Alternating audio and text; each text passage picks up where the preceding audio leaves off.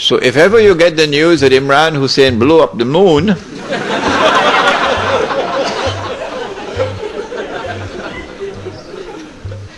you'll understand the background. They're holding it. They have not as yet used it. But the more I talk about it, the less likely that they can use it. My passport, therefore my identity. Why so many Saudis? It's suspicious. And why these middle-of-the-road Saudis? The answer is because Saudi Arabia, the government of Saudi Arabia, has a friendly relationship with the United States. In fact, there is something common between the state of Saudi Arabia and the state of Israel which would surprise you. They are sisters. The same forces who work for the establishment of the state of Israel are the same forces who work for the establishment of the state of Saudi Arabia. The same forces who have kept Israel alive today and guaranteed Israel's security are the same forces who have kept Saudi Arabia alive today and has guaranteed Saudi Arabia's security. And when the state of Israel is to be destroyed, Saudi Arabia also goes down into the garbage bin. They're sisters. But at the moment, the friendly relations and the good press which Saudi Arabia receives in the media in the United States of America, and the fraternal relations between the government of Saudi Arabia and the government of the United States stands in the way of those who attacked America on September the 11th. In what way? I said to you last time I was here that the United States cannot attack Iraq until a particular moment arrives. And I gave you some homework. I ask you to think. Iraq does not pose any threat to the United States. It does not pose any threat to the state of Israel. The Israelis have to be digging and digging and digging for a strategy to be able to make Iraq look threatening. So now they're coming up with all kind of fancy theories about biological weapons and weapons of mass destruction and so on. It's just dust in the eye.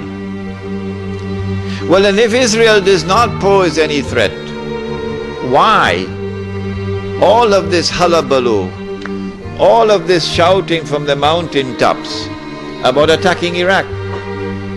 And who, in military strategy, which commander-in-chief, which country which is about to wage war, which country will announce for 1 year in advance, 2 years in advance, we're going to be attacking you? And then publish in the newspapers all kinds of alternative strategies, how to attack. It sounds suspicious. Sounds like the attack on Iraq is not for military purposes. Sounds like the attack on Iraq is for political purposes, so that political dividends might accrue from it. What are those political dividends? That is at the heart of the beginning of my talk tonight. I do not want to return to the lecture I gave last year, in which I began with the ruling state of Britain and identified that with the hadith, a day like a year. The hadith of Tamim ad-Dari. You shaking your heads? Imam? I'm going to have to repeat that lecture now? Yeah? A day like a year? Okay, if you didn't hear that lecture, we don't have the time tonight to repeat it, so the tape recording is downstairs. Abu Rahman has it downstairs.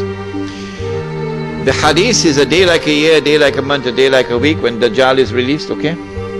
And we identify the island of Britain with a day like a year, and how did we arrive at that? We're not going to do that tonight. because we did that already. And then a day like a year ends and it is followed by a day like a month, and one ruling state gave way to another. Britain is no longer the ruling state in the world. The United States of America now becomes the ruling state in the world. And in the same way that there was this mysterious, puzzling, baffling relationship between the island of Britain and the Holy Land, starting from the Balfour Declaration, so too now you have this mysterious, mystifying, baffling relationship between the United States of America and the State of Israel, which was so clearly apparent in Durban. World Conference on Racism and Racial Development, Racial Discrimination, when Israel walked out of the conference because the whole world combined to condemn Israel for its atrocities on the Palestinian people. Guess who walked out with Israel, holding on to Israel's coat's tail? Uncle Sam. Uncle Sam. So this puzzling, mystifying relationship between the second ruling state and Israel. The first ruling state in Israel, Britain and Israel. The second ruling state, the United States and Israel, is explained by a day like a month. And then we said that a day which is like a month is now coming to an end. And the September 11 attack on America is in many respects a parallel to another attack which had occurred many years earlier. There's a parallel between the two. That one was in the summer of 1914, okay? The assassination of the Grand Duke Franz Ferdinand in Sarajevo. And that attack, that act of terrorism, launched the First World War, the big war. Similarly, September the 11th, the same forces at work in the summer of 1914 are the same forces now at work, September the 11th. With that attack in Sarajevo, Britain, which was the ruling state in the world, now during the First World War, has to yield to another ruling state, namely the United States of America. If you don't understand, go and read your history. Now with September the 11th, the attack is now on the United States to bring down the United States as the ruling state in the world. But in the process of bringing it down, the United States have some very important work to do for Israel. I can identify tonight two very important things that the United States has to do for Israel. There are many more, but there's no need to do more than simply two. In order for Israel to succeed the United States as a ruling state in the world, not only must the US economy collapse and the US dollar collapse, and when the US dollar collapses, it brings down the whole world of paper money with it. And if you don't believe me, just wait. Just wait.